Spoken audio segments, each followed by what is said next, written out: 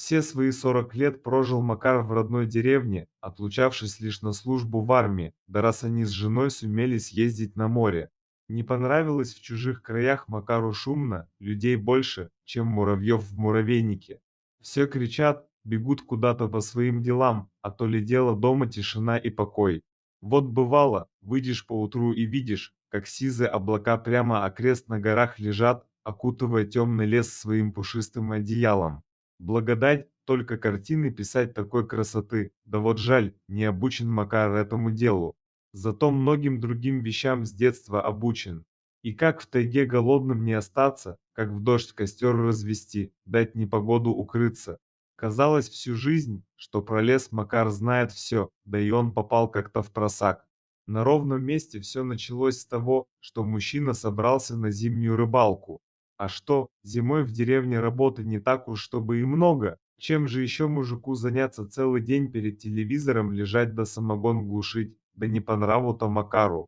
Не видел он в том радости, вот и собрался на рыбалку, лучше сходить, чай и морозы отпустили.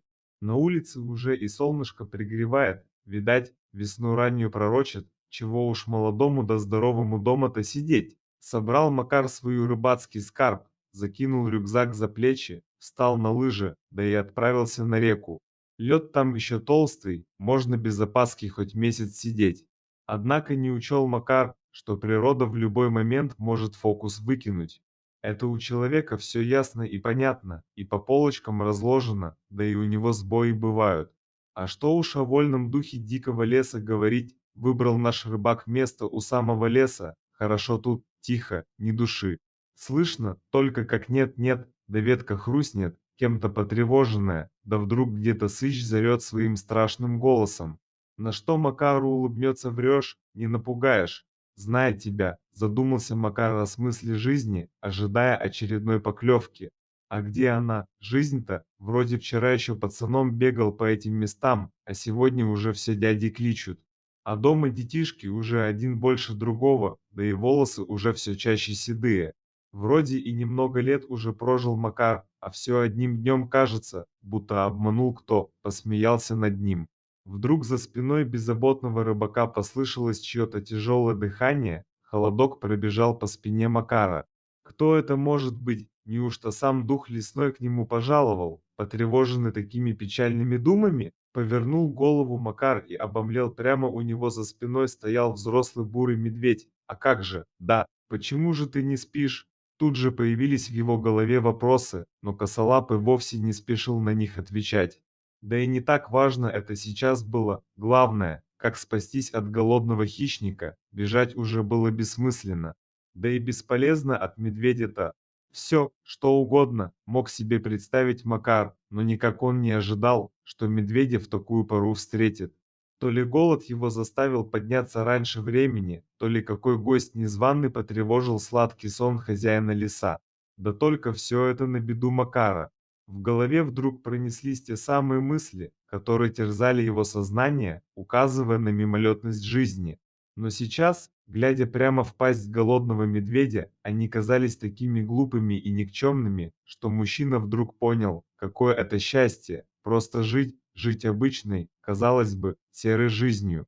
Сколько прекрасных моментов способна подарить эта жизнь. Перед глазами пронеслись картинки счастливых мгновений: первый поцелуй, свадьба, его первенец на руках, первые шаги старшего сына, первая двойка, принесенная им из школы. Разве не это все и есть счастье? На глазах Макара заблестели слезы, кажется, мужчина мысленно прощался с этой жизнью. Однако медведь и не спешил нападать на него, он заинтересованно посмотрел на короб с пойманной Макаром рыбой. «А, так вот что тебе надо», — радостно догадался мужчина. Медленно и осторожно, наклонившись к коробу, чтобы не спровоцировать медведя резким движением, он выбрал рыбу побольше и аккуратно кинул ее прямо под лапы хищнику. А тот как будто только того и ждал. Тут же схватив лакомство и принявшись его уплетать, животное, и правда, видимо, было очень голодно.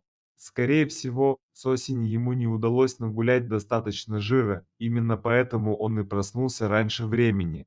Так одну за одной Косолапый уплел весь улов Макара до последней рыбешки.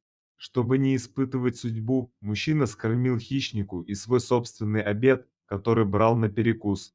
Кажется, ему удалось задобрить бурого обжору. Поняв, что больше Макару нечем его угощать, медведь аккуратно попятился назад, будто бы кивал ему головой в знак благодарности и прощания. И, конечно, это не могло не вызвать улыбку на лице мужчины, надо же, какой вежливый, подумал он про себя. Но как только косолапый скрылся в лесной чаще, Макар тут же подпрыгнул со своего места, принявшись как можно скорее складывать свои пожитки. Он прекрасно понимал, что сейчас с ним произошло настоящее чудо, позволившее остаться ему в живых, и второй раз испытывать судьбу вовсе не хотелось. Неизвестно, ушел ли медведь, насытившись, обратно к себе в берлогу или так и продолжает шататься по лесу в поисках чего-то съестного. Встреча в лесу с таким медведем смерти подобна, поэтому Макар и спешил убраться отсюда поскорее восвояси. Долго потом ходили сплетни по деревне о чудесном спасении Макара. Некоторые его все не верили в эту историю, считая, что медведь в таком случае вел бы себя не так миролюбиво. Однако те, кто не поленился и захотел проверить слова Макара на подлинность, могли сходить на берег, где рыбачил мужчина, и обнаружить там следы проснувшегося медведя. Жена Оксана, узнав об этой истории, долго еще боялась отпускать мужа куда-то одного. Да и сам Макар, говорят, с тех пор один на речку больше не ходит, предпочитает брать с собой напарника. Вдвоем оно как-то сподручнее, да и спокойнее будет, объяснял он мужикам свое решение. Навсегда запомнил мужчина урок, преподнесенный ему диким зверем, как бы ты не был опытен и сколько лет не провел в тайге, никогда не следует относиться к дикой природе снисходительно.